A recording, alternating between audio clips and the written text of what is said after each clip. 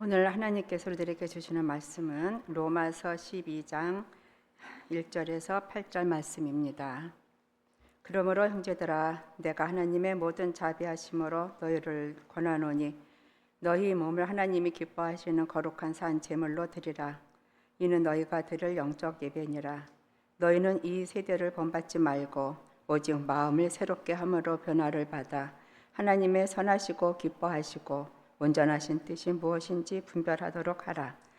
내게 주신 은혜로 말미암아 너희 각 사람에게 말하노니 마땅히 생각할 그 이상의 생각을 품지 말고 오직 하나님께서 각 사람에게 나누어 주신 믿음의 분량대로 지혜롭게 생각하라.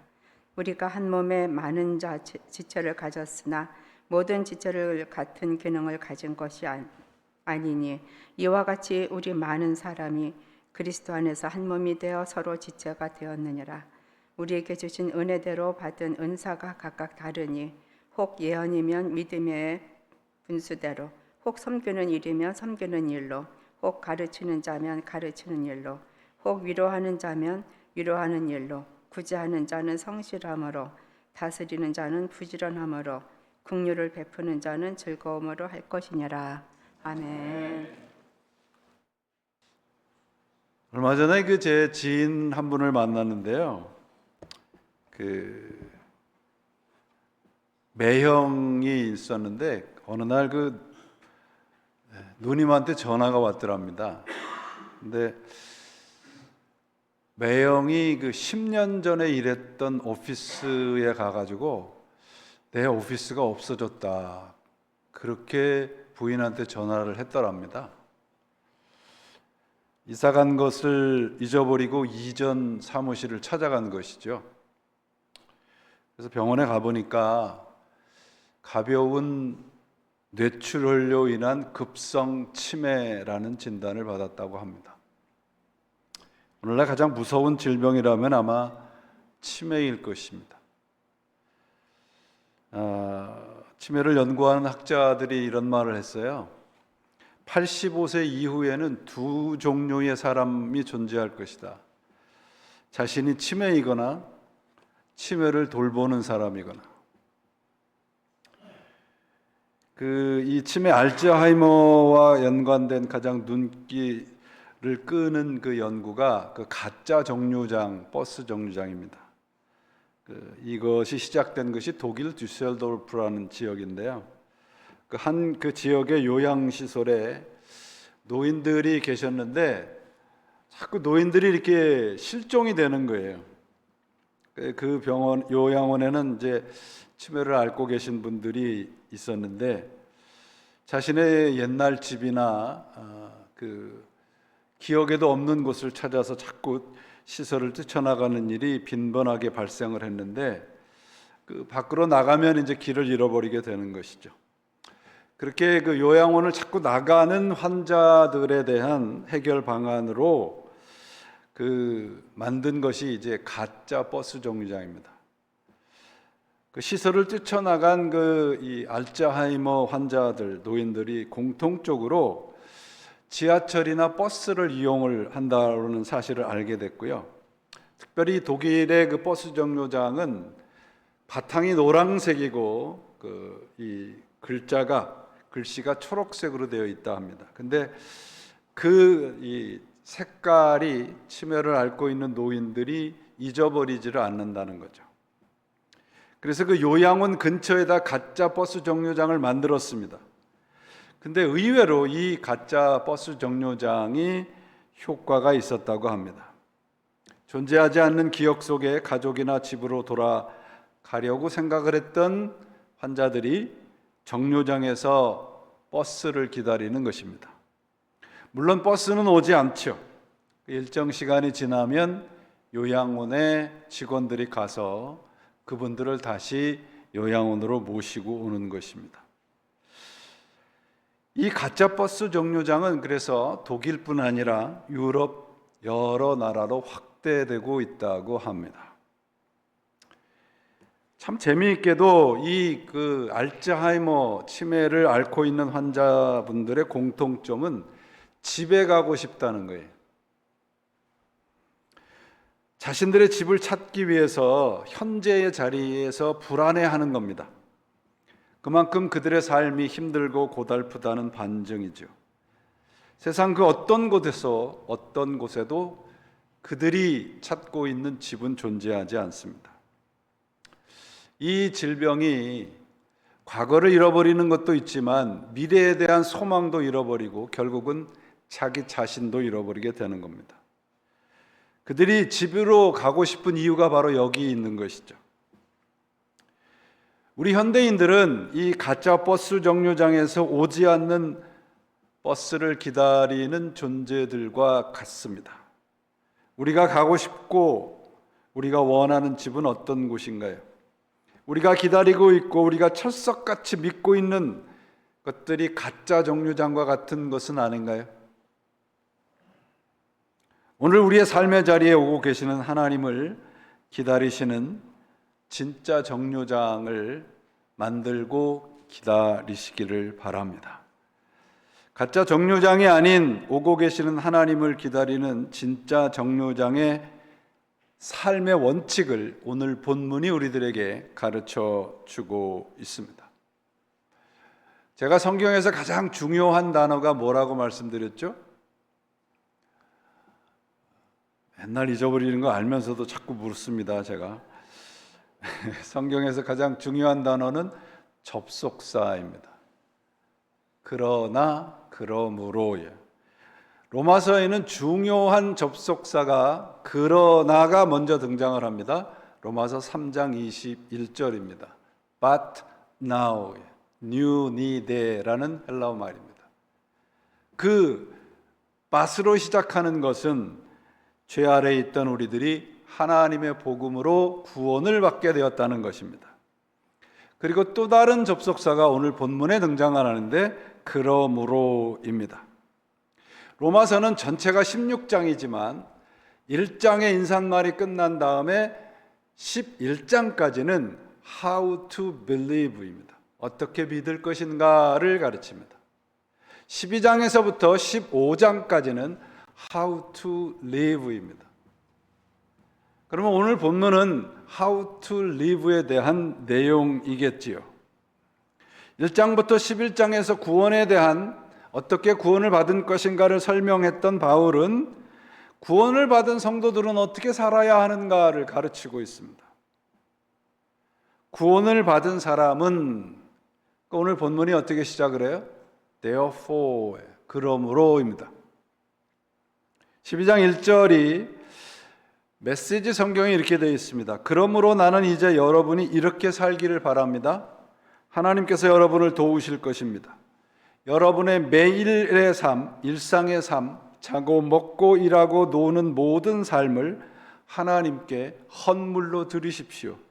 하나님께서 여러분을 위해 하시는 일을 받아들이는 것이 바로 여러분이 하나님을 위해 할 수 있는 최선의 일입니다. 그러므로 이후의 삶을 위해서 필요한 삶의 원칙이 뭔가요? 이 세대를 본받지 말라는 것입니다. 원문의 뜻은 이 세대에 길들여지지 말라는 뜻입니다. J.B. 필립이 번역한 로마서의 2절 말씀은 Do not let the world around you squeeze you into its own mold, but let God remake you so that your whole attitude of mind is changed. 세상이 여러분을 세상이라는 틀에 밀어넣지 않도록 조심해서 사십시오라는 말이죠. 세상은 우리들을 끊임없이 자신들의 방식에 그 틀에 몰드에 집어넣습니다. 그냥 있으면 우리들은 저절로 세상을 따라가게 되어 있습니다. 이 세대를 본받지 말라는 것은 무기력하게 살지 말라는 것입니다. 이 세대에 길들여지지 않은 모습이 뭐냐? 변화입니다. 여러분, 변화를 오늘 본문의 영어 성경은 뭐라고 번역을 했냐면 change가 아니라 transformation이라고 번역했습니다. 이 세대에 길들여지지 않은 모습이에요. 이 세대에 길들여지지 않은 모습의 특징이 뭐냐? 분별입니다. 분별함입니다. 변화를 받아서 분별하라는 뜻입니다. 이 분별하라는 이 말의 뜻은 실제로 시험을 해보고 경험으로 알아가라 하는 뜻입니다. 분별은 머리로 하는 게 아니에요. 손과 발로 하는 겁니다. 대부분의 성도님들이 분별을 뭘로 하나요? 입으로만 합니다. 말씀을 실제로 삶에 적용하며 사는 것이 분별된 삶입니다. 그래서 바울이 뭐라고 얘기를 해요? 너희 몸을 산제사로 드리라고 되어 있어요. 우리가 드리는 예배, 헌신, 기도, 이 모든 것들이 우리의 몸이 기억을 해야 합니다. 분별은 생각이 아니라 몸으로 알아가는 거예요. 우리의 신앙의 수준은 내 몸이 기억하는 만큼입니다. 너희 몸을 산 제물로예요. 마음과 열정과 진심이 아니라 우리의 몸이 제물로 드려져야 합니다. 어떤 분들은 그런 얘기들을 종종 하세요. 주님 제 마음을 아시죠? 제 진심을 아시죠? 그럼 주님이 뭐라고 얘기하실 것 같아요? So what? 이렇게 얘기할 겁니다. 우리의 신앙은 몸이 기억을 해내야 돼요. 골프를 가르치는 분이 그러시더라고요. 골프 스윙이 내 것이 되기 위해서는 최소 10,000번을 훈련을 해야 된대요. 우리들은 그 정도 하고 살아가고 있나요? 세상에 길들이지 않고 하나님에게 길들여지고 분별하며 사는 삶이라고 하는 것은 하나님을 따라가는 삶입니다. 생각이 아니고 몸으로 따라가야 합니다. 그래서 3절에 보면 믿음의 분량에 따라 지혜롭게 생각하라고 되어 있습니다. 지혜롭게 생각하는 것이 뭐냐? 그 구체적인 모습이 이제 4절부터 3절부터 나오는 한 몸의 여러 가지 지체입니다. 믿음의 분량이라는 것은 믿음이 좋다, 나쁘다, 크다, 적다 이 말이 아니고요. 믿음이 각기 다른 것을 인정하라는 것입니다. 그 재미있는 것은 제가 이렇게 목회를 하다 보니까 시간 약속을 잘 지키시는 분이 계세요. 예배 시간에 늦지 않고. 근데 그분들은 항상 불만이 많아요.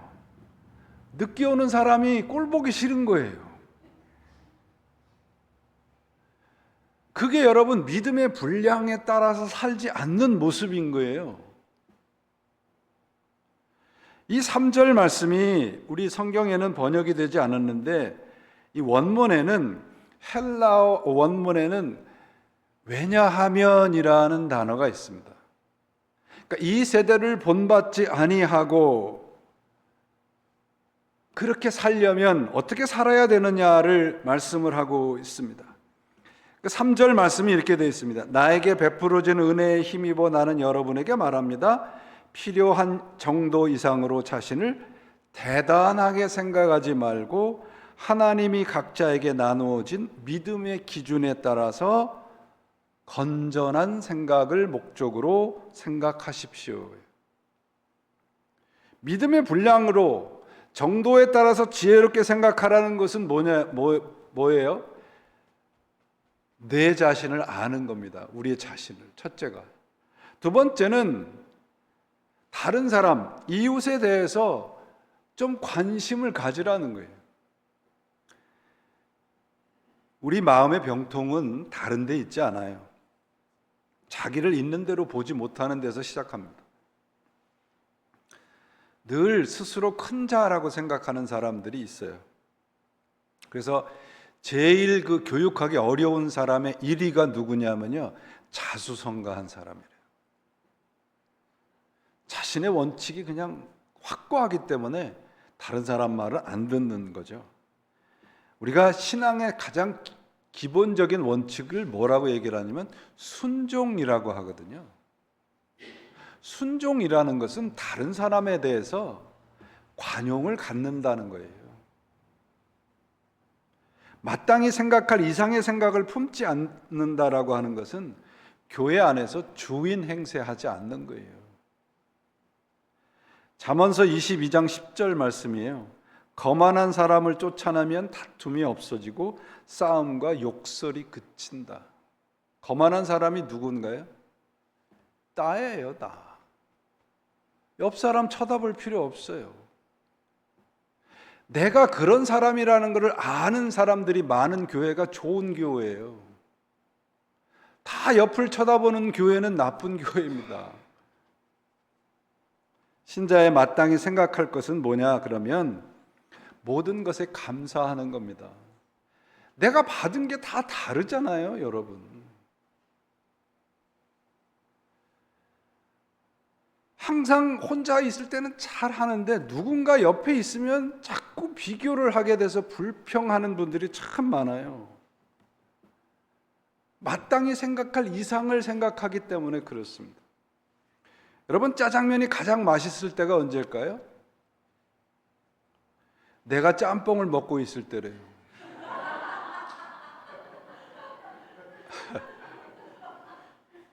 이게 무슨 말이에요? 남의 게 더 맛있어 보이는 거예요, 여러분. 마땅히 생각할 그 이상의 생각을 품지 않는 게 참으로 중요합니다, 우리 신앙생활에. 9절부터 15절 말씀을 보시면 사랑에 거짓이 없다고 얘기를 하고 손대접하라 그러고 핍박받는 자를 축복하라 그러고 즐거워하라 그러고 우는 자들과 함께 울어주라고 얘기를 합니다. 무슨 말이에요? 우리는 다른 사람과 경쟁하기 위해서 예수를 믿지 않습니다. 다른 사람은 나와 경쟁 관계가 아니고 사랑의 관계예요. 우리는 그들을 하나님 앞으로 인도하고 하나님의 모든 자비하심으로 그들을 부르고 있다는 것을 알게 할 책임이 우리들에게 있습니다. 이게 바로 순종이고 희생이에요, 여러분. 믿음은 순종이고 희생입니다. 곧 순종과 희생이 믿음이에요. 믿음 그러면 우리는 자꾸 믿습니다, 그것만 생각을 합니다. 아니에요, 여러분. 순종이라고 하는 것은 대가를 바라지 않는 것이죠. 그래서 순종은 희생이 없이는 할 수가 없어요. 우리가 예수 믿는 사람들이 저를 포함해서 좀 부족한 게 뭐냐면 손해를 안 보려고 그래요. 악착같이 뭔가 이득을 챙기려고 그럽니다.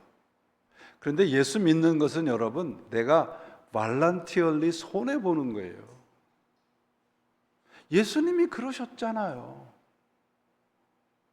그래서 예수 믿는 사람들이 악착같다는 얘기를 듣는 것이 아니라 멍청하다는 얘기를 들어야 됩니다. 그게 순종이고 희생이에요. 그래서 바울 서신을 읽다 보면 가장 많이 등장하는 단어가 뭐예요? 서로라는 단어입니다. 서로. 형제 사랑을 서로 하고 존경하기를 먼저 하고 서로 남의 짐을 져주고 겸손함과 온유함으로 깍듯이 대하고 오래 참음으로 서로 용납하십시오. 이게 교회라고 하는 신앙 공동체의 원리입니다. 신앙이란 나라고 하는 자리에 누군가 다른 사람을 세울 줄 아는 용기예요. 그래서 오늘 본문 4절 5절 말씀에 그리스도 안에서 한 몸이 되고 서로 지체가 된다고 그래요. 우리 몸에서 제일 중요한 장기가 뭘까요? 중요한 지체가 뭐예요, 여러분은? 심장? 그럼 심장만 있고 손은 없어도 돼요? 믿음의 분량대로 산다라고 하는 것은 아까 말씀드렸듯이 내가 다른 사람의 것을 주제넘게 넘보지 않는 거죠. 그러니까 그 사람을 인정한다는 말입니다. 그래서 은사라고 하는 것은 섬김이에요. 하나님이 우리들에게 주신 선물이에요. 은사는 나를 위해 준 게 아닙니다, 여러분. 여러분이 찬양을 잘하는 은사를 받았어요. 그러면 여러분 그 찬양을 잘하는 은사를 가지고 어디 가서 사용하겠습니까? 뭐 한국에는 뭐 코인 노래방이라는 데 있다면서요? 거기 혼자 들어가서 노래 찬양하실 거예요? 다른 사람에게 귀한 찬양을 들려주기 위해서 재능을 준 겁니다. 교회라고 하는 것을 그래서 몸이라고 하잖아요. 교회는 공연장이 아니에요, 여러분. 몸입니다, 몸. 주인공이 없어요. 우리 몸의 가장 중요한 장기가 아까 심장이라고 말하셨는데 어느 하나 중요하지 않은 장기가 어디 있습니까? 손이 별로 중요하지 않으니까 자르고 살을 수 있어요? 심장도 중요하지만 손도 중요하고 발도 중요합니다. 왜냐하면 모든 부분이 다 연결되어 있기 때문에 그래요. 그래서 이 몸이 예수 그리스도의 말씀을 기억하기까지 우리가 훈련을 해야 해요. 우리의 생각이나 열정과 진정성 물론 필요합니다. 그러나 우리 몸이 기억을 못하면 다 헛것이에요. 그런 상태를 영적인 치매 상태라고 말을 하는 겁니다. 그러므로 내 몸이 기억하는 신앙생활, 그런 교회가 되어야 합니다. 우리 가득한 교회가 그런 교회가 돼야 돼요, 여러분. 아까 제가 그 치매 환자들이 가짜 정류장에 앉아서 기다린다고 말씀을 드렸죠. 우리가 그런 가짜 정류장에 앉아서 오지 않는 버스를 기다리는 것처럼 세상은 자꾸 끊임없이 그런 허망한 기다림 속에다가 우리를 자꾸 밀어 넣습니다. 물질이 많으면 행복할 것 같고요. 성공하면 만족할 것 같고요. 인정받으면 평안할 것 같지요. 그런 버스는 오지 않습니다. 그럼 어떻게 살아야 해요? 이 세대를 본받지 않고 살아야 해요. 주님을 본받아야 합니다. 주님을 본받는다라고 하는 것은 서로 함께 섬기고 서로 함께 나누며 살아가는 거예요. 세상이 만든 가짜 정류장에서 기다리지 마세요. 하나님이 오시는 정류장에서 기다리셔야 살 수 있습니다. 지금 가짜 정류장에서 멍하니 생각 없이 행동이 없이 기다리고만 있다 그러면 이제 우리가 일어나야 합니다. 우리 교회가, 우리의 믿음이 가짜 정류장과 같아서는 안 되잖아요. 그러므로 여러분, 교회에는 없어야 될 사람이 딱 한 사람 있어요. 누굴까요? 목사라 그러지 마시고 없어야 될 사람 딱 한 사람이 있습니다. 스타 같은 사람이에요. 스타가 되기를 원하는 사람은 교회에 필요 없어요. 그럼 어디 장기자랑이나 나가야죠. 그건. 교회는 몇몇 스타에 의해서 움직이는 공동체가 아니에요. 교회는 서로 의존하는, 서로 상대방이 없으면 일어설 수 없을 만큼의 사람들이 서로 딛고 일어서는 곳입니다. 교회는 엑스트라들이 더 필요한 곳이에요. 교회 와서 스타가 되려 하지 마시고요. 주인공이 되려 하지 마시고요. 엑스트라가 되시기를 바랍니다. 그래야 우리 교회가 살아요, 여러분. 이전보다 한 번 더, 이전보다 한 뼘 더, 이전보다 10분 더 기도하고 헌신해야 합니다. 그래야 우리 몸이 기억을 합니다. 연세가 많으셔서 못해요?